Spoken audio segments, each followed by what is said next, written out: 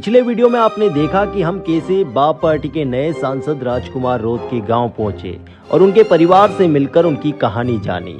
और वो कहानी आप लोगों के प्यार से मात्र 2 दिन में 1 लाख से भी ज्यादा लोग देख चुके हैं। अब आइए उसी कहानी को आगे बढ़ाते हैं। तो राजकुमार जी के परिवार से बात करिए, अब उनका घर देखते हैं कि घर कैसा है अंदर से। ठीक है, नेताओं का घर जो पक्के मकान बने होते हैं उनमें तो शायद एंट्री नहीं मिलती है, लेकिन एक कच्चा सा घर है, बहुत पुराना सा घर है ना, इनके पापा ही बना के गए थे। तो वो घर देखने की कोशिश करते हैं। ये तो रसोई लग रही है। रसोई है, रसोई है और अंदर रूम है। ठीक है, ये रसोई है। ये कच्ची सी पहले जैसे रसोई थी वैसी चल रही है अभी तक, है ना, कुछ परिवर्तन नहीं किया। बहुत पार्टी रहती है नहीं, खाने पीने वाली रसोई ऐसी ही रहती है। 10 बार पूरे दिन के ऊपर चलती है, खाना पीना चलता है। अच्छा, आगे आएंगे इस तरफ तो ये एक बेडरूम है। तो बहुत छोटा सा घर है, तो बस छोटा सा है हमारा था, इससे बड़े की आवश्यकता नहीं है। नहीं, छोटा सा है। और ये राजकुमार जी का बेडरूम है, यहाँ पे सोते हैं वो, यहाँ पे सोते हैं राजकुमार जी, वो लाड़ी और बच्चा है, यहाँ पे सोते हैं। ये राजकुमार जी का बेडरूम है और यहीं पे ये सोते हैं। ये कौन है, पिताजी हैं? हाँ, पिताजी। ये पिताजी है ना। ये सोमाजी रोध जो है, हाँ सोमाजी रोध मेरे सासू जी, उनके ससुरा है वो। और ये जो है पिताजी, वो राजकुमार जी के पापा हैं। अच्छा, हाँ, राजकुमार जी के पिताजी वो मतलब बाहर से ये बड़ी गाड़ी चलाते और बाहर से कोई भी मतलब लंबा टूर में दौड़ते थे वो। अच्छा, एक्सपोर्ट का काम करते थे। हाँ, सामान लाना ले जाना वो काम करते थे। और इनके जो पिताजी थे मतलब दादाजी, वो आरक्षण में थे, वो ये इलेक्ट्रिक बोर्ड में। जी। और आप? मैं तो ब्राह्मण हूँ, यहाँ का ही हूँ। अच्छा, परिचित है। हाँ, परिचय, हमारे गाँव का ही है ये। आप इसी गांव के हैं? मैं इसी गांव का हूँ, चंदू भाई जोशी नाम है मेरा, और मैं मंदिर पे रहता हूँ, ये मंदिर है बाजू में। अच्छा, राजकुमार जी के लिए गांव वालों का क्या मानना है, क्या माहौल? और एक नंबर का मान रहे हैं, उनको तो भगवान समझते हैं, वो तो अलग चीज है।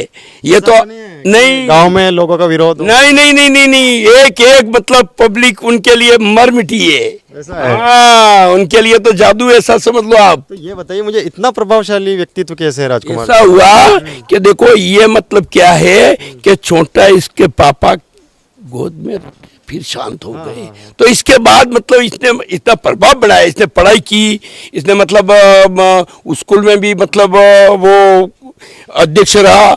इसके बाद मतलब इसने जो मतलब पढ़ाई की, सबके साथ अच्छा रहा वो। और सेठ से मतलब नरम प्रकृति का, सीधा प्रकृति का, इसके मतलब कोई दिल में कोई गलत भावना नहीं। अच्छा, बोलने की जो शैली है राजकुमार जी, उससे भी प्रभावित है? ये सब ऐसी बोली तो हमारे बोली से ही पड़ गए सब, ऐसे ही समझ लो आप। मतलब बोली से ही सब प्रभावित? जबरदस्त बोली है। और बोली उनकी, देखो एक बात को संसद में तो वो बात ही नहीं करते थे। यहाँ के जितने संसद गए एक ने बात नहीं की और ये बात करते थे ठाड़ से। हाँ, जबरदस्त बात करते थे। और हर पब्लिक यहाँ नाम लिया, आप पहले कितने भी दूर होते हैं रखने को आएंगे।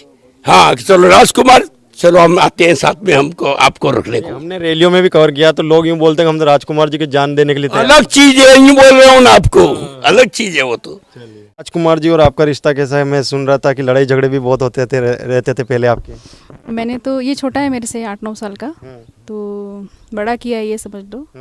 लेकिन जब ये राजनीति में जाने के लिए सोच रहा था तो मेरा ये मानना था कि आरएस कर ले, आईएएस कर ले। मुझे इतना गाइड करने के लिए या फाइनेंशियली सपोर्ट करने के लिए कोई था नहीं, लेकिन मैं तो हूँ, तो कोचिंग कर लो, जयपुर जा कर के, दिल्ली जाके कोचिंग करो। तो इस बात पे मेरा कंट्रोवर्सी थी, मैं नाराज़ रहती थी। और जब मैं यहाँ आती थी तो पता चलता मम्मी से दीदी आ रही है, तो वो थोड़ा आसपास के अंकल जी के घरों में यूँ चला जाता कि भाई मेरे को अभी बोलेंगे राजनीति नहीं करनी है, बड़े लोग बैठे हैं यहाँ पर पे, तो आपका नंबर कहाँ आने वाला है और क्यों अपने जीवन खराब कर रहे हो। इस तरीके से मैं थोड़ा नाराज़ रहती थी भैया से। तो आपको भरोसा नहीं था कि ये जीत जाएंगे अगर लड़ेंगे तो? भरोसा तो उस टाइम ये था ना कि भाई लोकल किसी पार्टी का रजिस्ट्रेशन करा करके या कोई और पार्टी यहाँ ला करके चुनाव लड़े, इतना सब सोचा नहीं था। कांग्रेस पार्टी में या बीजेपी में इतने दिग्गज हैं, तो ये कल परसों का बच्चा है, इसको कौन मौका देगा, ऐसा आपका सोचना? हाँ। और फिर अगर एज नहीं थी और दूसरा इतना नहीं सोचा था कि ये इतना आगे बढ़ेगा, लोगों में इतनी जगह बनाएगा। इन्होंने सामाजिक जो हमारे यहाँ पे कार्यक्रम चल रहा था तो उसमें घर घर उसने अपनी मेहनत से बाइक पे जा के पेठ बनाई और कॉलेज में अध्यक्ष रहा ये, तो उसका बेनिफिट भी मिला और उसका व्यवहार अच्छा है, सबसे गुडविल बहुत अच्छी है। संघर्ष बताइए थोड़ा सा, जो आपके परिवार का या आपके जो राजकुमार जी का बैकग्राउंड रहा, वो संघर्ष की जो कहानी है वो भी तो बताइए। हमारा रहा क्योंकि मेरे पापा की जब डेथ हुई दिसंबर 91 में, तो मैं उस समय 7-8 साल की थी और मेरी छोटी बहन और भैया पेट में था, 3 महीने हुए थे। तो उसकी सबसे बड़ी बात आज मुझे ये लगती है, आज जिस मुकाम पे वो है, कि जब हमारे 12वां कार्यक्रम हुआ था मेरे पिताजी का, 12वां कार्यक्रम यानी कि क्रियावर जो होता है, तो उसमें मेरे दादाजी और मेरे दादाजी के छोटे भाई जो दिल्ली रेलवे से रिटायर्ड हैं, उन सब ने क्रियावर में सभी के सामने बोला था कि मेरी बहू जो है वो अभी गर्भवती है। तो जितने भी लोग आए थे, मेरे पापा यंग एज में हुई थी तो बहुत सारे लोग आए, तो सब ने राजकुमार के लिए, उस टाइम पता भी नहीं था कि पेट में बच्चा है, वो लड़की है कि लड़का है, सभी ने खड़े होकर के कुदरत से, परमात्मा से प्रार्थना की थी कि भगवान इस जो बहन है उसके बेटा हो और शंकरलाल जी की जगह वो ले। मतलब राजकुमार ऐसा व्यक्ति है कि उसके जन्म से पहले लोगों ने उसके आने की दुआएं मांगी थी और हज़ारों लोगों ने दुआएं मांगी थी उस क्रियावर में खड़े होकर के, बहुत ही दिल से। तो परमात्मा ने भी सुन ली और भाई थे हमें, और आज ये शंकर का जगह बना करके, और लोगों ने बहुत सपोर्ट किया है। सबसे बड़ी बात यह है कि लोगों ने खूब सपोर्ट किया भैया को। और बाइक पे जाते थे प्रचार करने पहले? हाँ, बाइक पे जाता था वो, और बाइक भी क्या है, मैं ला करके नहीं दे रही थी क्योंकि क्या है, बच्चे बिगड़ जाते हैं बाइक पे। तो बाइक आपने लाके दी? हाँ, तो उसने कहा दीदी मुझे बाइक चाहिए। मैंने कहा पहले 12th क्लास में फर्स्ट डिवीज़न बनाओगे, फर्स्ट डिवीज़न बन जाएगा तो ला करके मैं दूंगी, अदरवाइज़ मैं नहीं दूंगी। उसने मेहनत की। मैं तो प्राइवेट स्कूल में पढ़ी हूँ, लेकिन पापा गुजर गए तो भैया क्या है सरकारी में पढ़ा। तो सरकारी में पढ़ा तो इतना ज़्यादा बैकग्राउंड अच्छा नहीं था इंग्लिश मीडियम का, लेकिन फिर भी उसने मेहनत की और फर्स्ट डिवीज़न बनाया। इसके बाद बाइक ला करके दी भैया को। तो कैसे थे राजकुमार जी? जैसे जो बच्चे अमूमन आजकल देखते हैं कि आवारागर्दी करते रहते हैं गांव में, कहीं भी जाते हैं। यहाँ 5 बजे 5:30 बजे बाद घर से निकलना अलाउ नहीं था। और आज भी मेरी फैमिली में कम से कम 40-50 कज़िन हैं, लड़के लड़कियाँ, लेकिन कहीं बाहर बिना वजह से रोड पे घूमना 6 बजे या 5 बजे के बाद में, ऐसा कुछ नहीं। भैया काम करता था। हमारे यहाँ पे गाय भैंस अभी भी है, उस टाइम भी होती थी।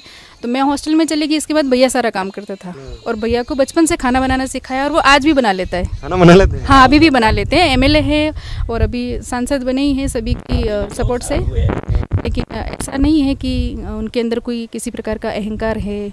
ज़मीन से जुड़ा हुआ बंदा है और लोगों ने विश्वास किया है, तो मुझे पूरा विश्वास है कि वो लोगों के विश्वास पे खरा उतरेगा।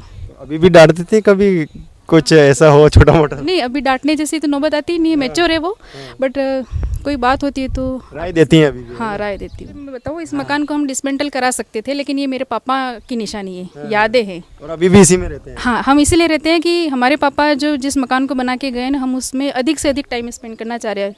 जितना ज़्यादा हो सके हम इतने साल इसी में रहेंगे। जब ये बिल्कुल जर्जर हो जाएगा और हमारे लगेगा कि हमारे ऊपर गिरेगा, उस टाइम हम इसको डिसमेंटल करके नया बनाएंगे। तब तक हम इसी में रहना चाहते हैं क्योंकि हमारे पापा की यादें।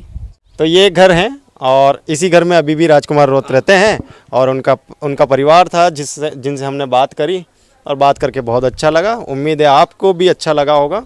तो अगर अच्छा लगा है और सबसे बढ़िया बात आपको कौन सी लगी वो कमेंट कर दीजिए, वीडियो को लाइक करिए, और कोशिश पसंद आई हो तो चैनल को भी सब्सक्राइब कर दीजिए। मैं हूं पंकज कुमार, मेरे साथ कैमरामैन तरुण है। आप देख रहे हैं टीम TSP। धन्यवाद।